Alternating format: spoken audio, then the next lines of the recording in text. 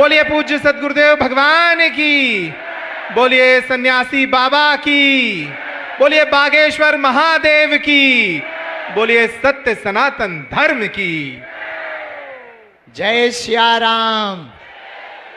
बागेश्वर धाम की, सन्यासी बाबा की, दिव्य दरबार की, अपने अपने मताई बाप की, श्री सीताराम भगवान की। कैसे हो सभी? बढ़िया। बागेश्वर बालाजी की कृपा से यह आयोजन आज निर्विघ्न संपन्न होने जा रहा और मंच के ऊपर बड़े बड़े महापुरुषों ने यहाँ पीठ पर आकर ये जो हमारी बेटियां हैं, इन बेटियों को जो आशीर्वाद दिया, और सब बेटियों के चेहरे बता रहे हैं कि वो सच में बहुत प्रसन्न हैं कि उनके इस मंगल काज में एक दो नहीं, लाखों लाखों लोग घराती और बाराती बनकर आए हैं। एक बहन की विदाई का पल, एक बेटी की विदाई का पल पिता से ज्यादा, और बहन की विदाई का पल भाई से ज्यादा कोई नहीं जान सकता है। अभी तक हम इस तैयारी में लगे थे कि 18 तारीख आने वाली है, हमारी 121 बिटियां आएंगी, दामाद आएंगे और उनका बड़ा धूमधाम से सब कुछ होगा।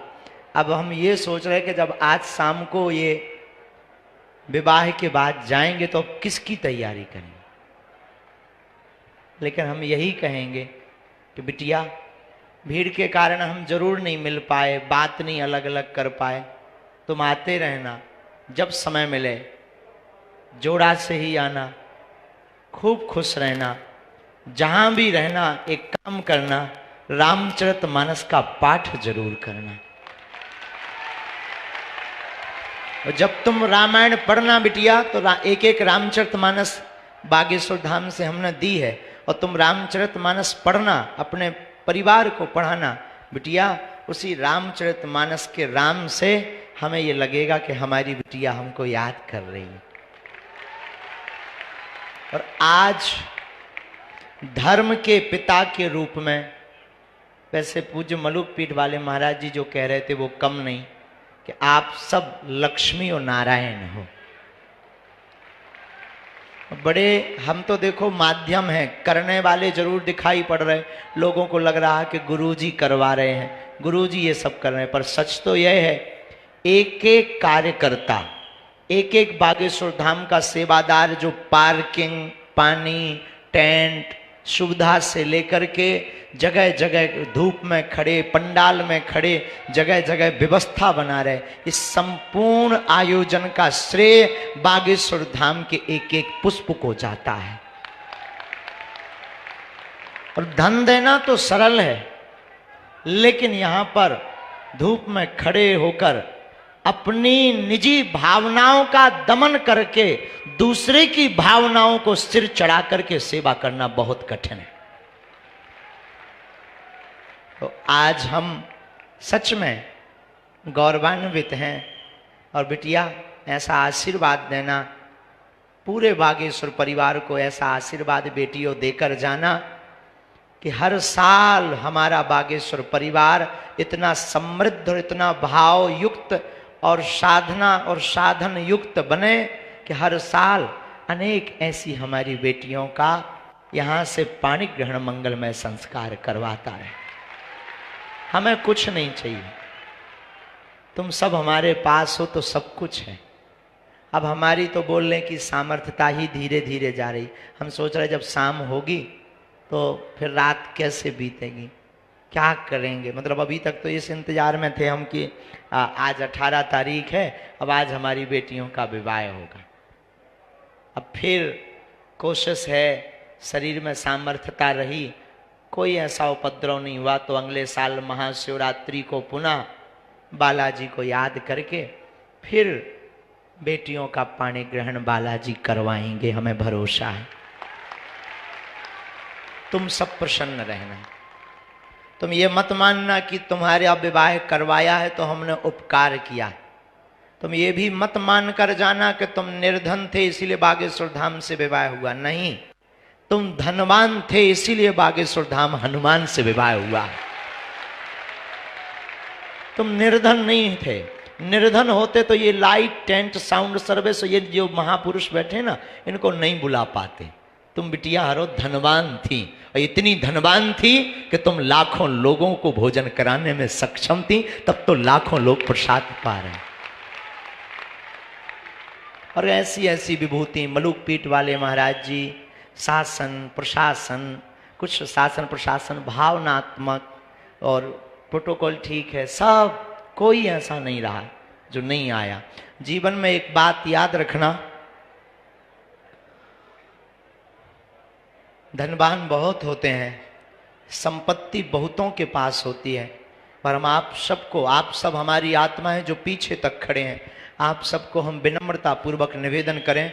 अमीरों के विवाह में तो लाखों लोग पहुंच जाते हैं, लाखों लाखों का उपहार लेकर जाते हैं, कभी उनके विवाह में भी आया करो जिनका कोई नहीं होता।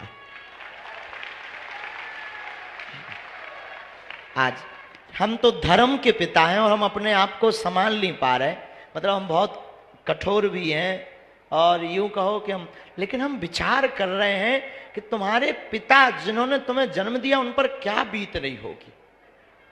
जिस घर में तुम खेली, जिस घर में तुम पढ़ी बड़ी, हमारा तो नाता भी 1 महीने का जुड़ा। 1 महीने पहले तुम्हारे बात आई, नाम आया, हमने हाँ कह दिया, तैयारी में जुट गए, रोज तैयारी, रोज कथा में जुट गए। आज हम विचार कर रहे बिटिया तुम्हारे पिता के ऊपर, माँ के ऊपर क्या बीत रही हो। जिस घर में तुम खेली पड़ी बड़ी, जिस घर में तुम चहचहाई, जिस आंगन में तुम कूदी, जिस भवन में तुम खिलखिलाती रही, और आज एक ही दिन में तुम पराई हो रही। संसार का कितना भी कठोर पिता हो, कितना भी कठोर, कितना भी कठोर भाई हो, कितना भी निर्दयी हो, लेकिन जब बहन की विदा होती है और पिता की जब बेटी की विदा होती है तो उसका भी दिल फूट पड़ता, उसकी आंखें गवाह दे जाती हैं, क्योंकि बिटिया अनमोल उपहार है ईश्वर का। पुत्र तो केवल एक घर का नाम रोशन करते, बेटियां तो 2-2 कुलों का नाम रोशन करती। बड़े दिल वाले होते जिनके घर बेटियां होती हैं। कहने को तो ठीक है बेटी का आज विवाह हो गया, सच तो यह है कि अब बिटिया पर अधिकार किसी और का है। आज तक ये बिटिया हमारी थी, अब ये बेटियां एक ही दिन में, इतने दिन का नाता किसी, लेकिन भगवान भी अद्भुत है। हम यही प्रार्थना ईश्वर से करेंगे, जितने लोग यहाँ बैठे, हमें तो आप सब में ईश्वर नजर आता है। कृपा करके कभी भी अपनी बेटियों को नीचा मत दिखाना, कृपा करके कभी भ्रूण हत्या का सहयोग मत करना।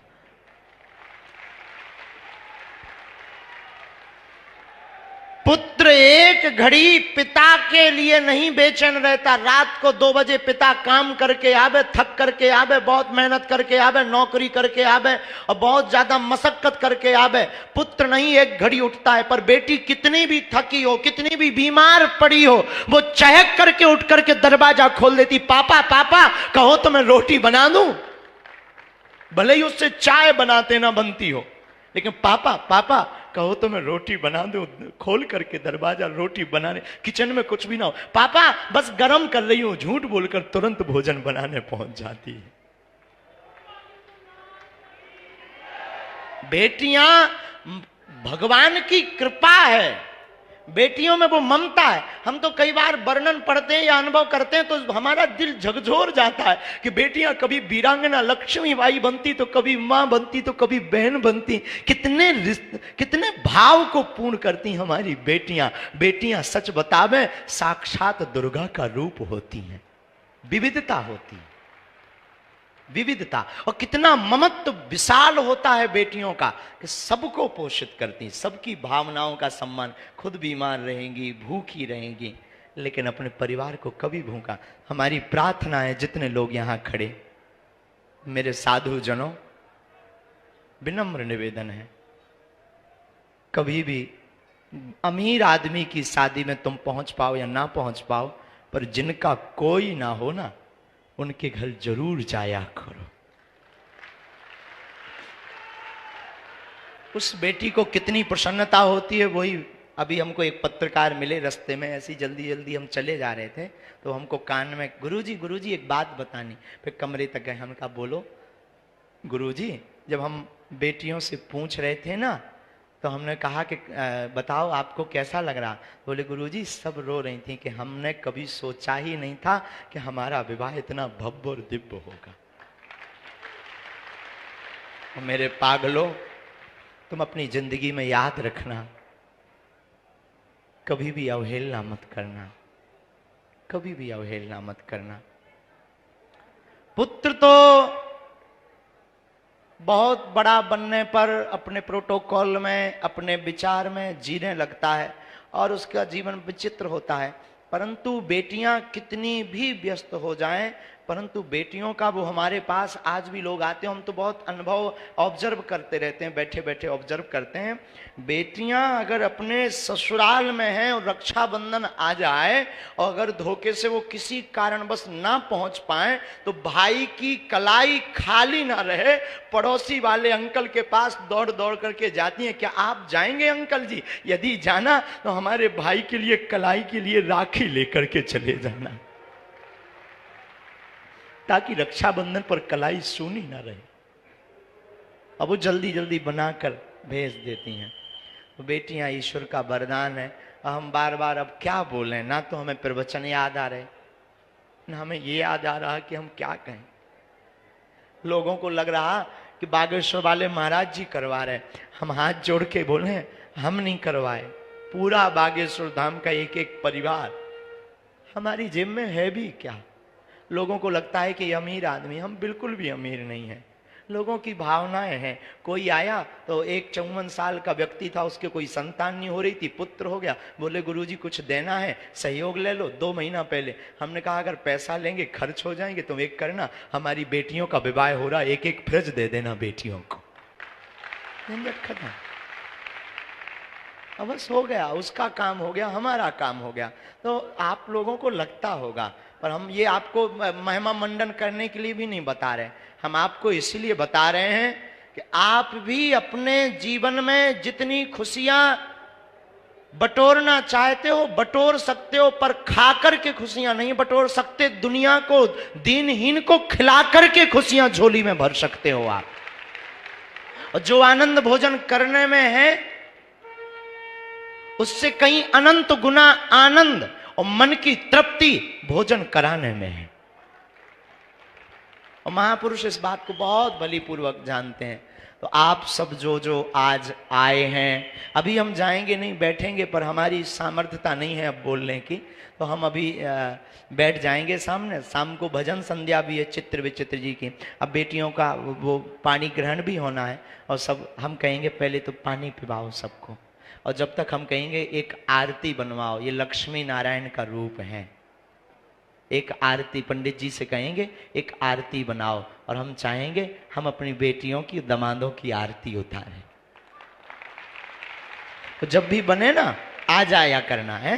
हम तो ऐसे ही मूर्ख हैं, पागल हैं, पर जैसे भी है तुम्हारे धर्म के पिता है, तो जब भी मन करे तुम्हारा तुम चले आना। और हम तो ये भी करेंगे, अगर जब तक 2-3 घंटे में हो जाए ना, इन बेटियों के लिए एक ऐसा पास बनाओ कि ये कभी भी हमसे मिल सके।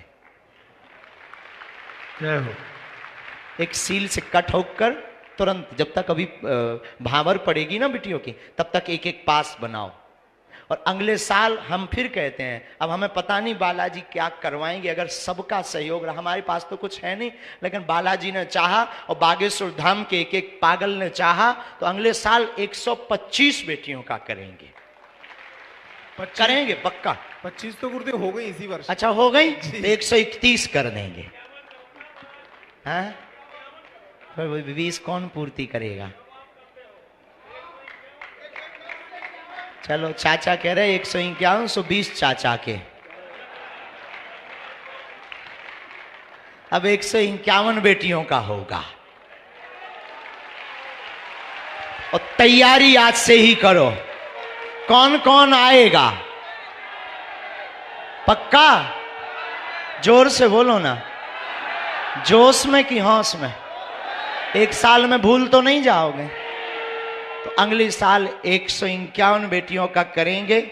और हम चाहेंगे कि अब अभी से, अभी 2 मिनट रुक जाओ, बड़ी आरती बना लो। आते तो रहना। और आज से ही तुम्हारी, अब फिर अगले साल तुम्हारी बहनों का विवाह होगा, उसमें आना है और जोड़ा से आना। बाल मुकुंद जी मिले ना, अब हम तो कुछ नहीं, बागेश्वर धाम से हैं हम, और तुम्हें क्या दे सकते? आशीष तो दे ही रहे, लेकिन हम तुम्हें ठाकुर जी दे रहे कि ये तुम्हारे साथ रक्षा में दोनों की जिंदगी भर रहेंगे। और एक एक तुलसी की माला दी है ना, है एक एक तुलसी की माला है। ये तुलसी की माला हमने इसलिए दी है ना कि कभी तुम्हारे गले में बेटियों सोना चांदी ना रहे ना तो मनहीन मत करना। तुलसी की कीमत इस दुनिया में कोई वस्तु नहीं है, उसको धारण करे रहना। और रामायण जरूर पढ़ना ताकि तुम्हें हमारी कभी कभी आए ना धर्म पिता की याद आए। इस बहाने तुम ठटरी बारती रहोगी। तो ठटरी को बरो हैं, ये भी कहते हो बड़ो नक कटा, हमें दिन भर बैठा रहे रहो, ऐसा कहो। अच्छा, धक्का मुक्की तो नहीं हुई? अच्छा ना। और अब हम क्या बोलने लायक नहीं है, बाकी बोलते भी जा रहे हैं। ये भी कह रहे हैं कि बोलने लायक नहीं है, लेकिन चुप भी तो नहीं हो रहा है। और चुप इसलिए नहीं हो रहा है कि सबसे लास्ट में जो खड़े ना, उन्हें हम ठीक से देख नहीं पा रहे हैं। तुम्हें हम दिखा रहे, टीवी पे देखो। चलाइए भैया, मोई टीवी पे चला। कौन तो रे कक्का को अलग ने चला? हाँ चला। हाँ अब हम दिखाने। हाँ सब जने बहुत अच्छे हो, बहुत आप लोगों ने सहयोग किया, आपका हृदय से धन्यवाद। जुग जुग जियो। और अगली साल की तैयारी करो, भारत हिंदू राष्ट्र की भी तैयारी करो।